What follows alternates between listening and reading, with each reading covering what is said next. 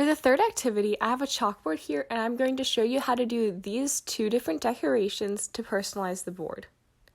For these decorations, I use Sharpie paint pens so the designs pop off of the black chalkboard paint and stay during multiple uses. For the first design, I'm going to show you a flower. I start with a dot wherever I want the middle of my flower to be. This can be as big or as small as you want, however bigger dots may be easier. Then I draw 3 petals sticking off of the middle, spacing them as even as possible around the dot. Off of these petals, I draw 3 more, connecting each petal to the other one. This gives your design a layered effect, making it look like there are petals behind the original ones. In order to make these layered petals centered on the petals before them, I tend to place a mark wherever I would like the point or the center of the petal to be, making sure that that's directly in between the 2 petals it extends off of. I continue to draw these petals around, making them bigger and bigger as we continue to go outwards. As you continue to draw the petals, try to keep them as symmetrical as possible, going around the center point of the flower. It's okay if your petals are not the exact same shape or size on all sides, but do your best to eyeball this and make sure you keep them at about the same size.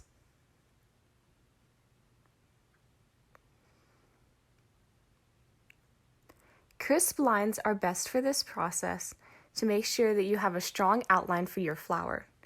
However, it's okay to have to go over a line if it doesn't come out exactly right as you want it to, just like I did here with the Sharpie paint pen. Now that I'm done with my flower, I want to draw leaves going off of it to frame the flower and make it look more natural. I draw a teardrop shape going off of the edge of the flower, and I add a line down the middle with smaller branches coming off of it to make it look like the veins within the leaf. I tend to do a couple of these leaves to frame the flower as best as possible, as it would have on its stem in nature. You can make these different sizes, and you can have them half peeking out or fully peeking out of the flower.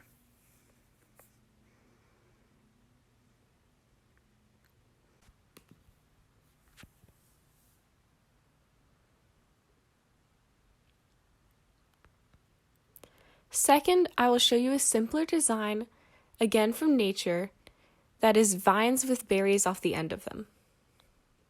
To start, draw lines coming from a corner of the chalkboard or off the edge of the page.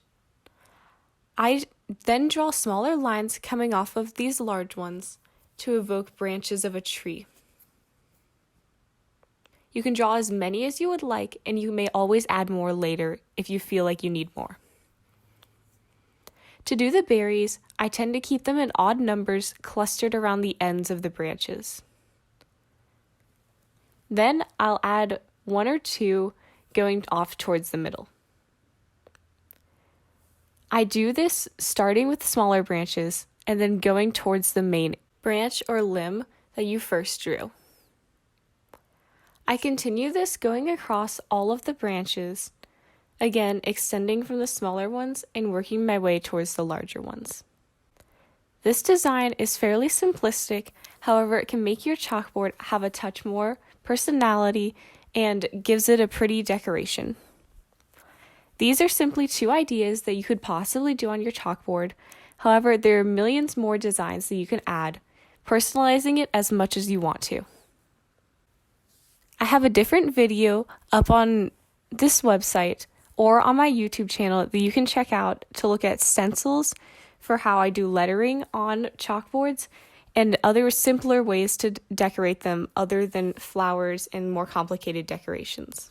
For any decoration, simple or complex, I recommend to keep it around the edge so that you can leave the middle open for drawing with the chalk.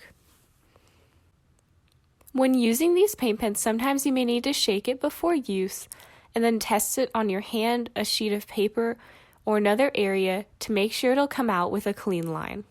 I hope your decorations and boards came out fabulous.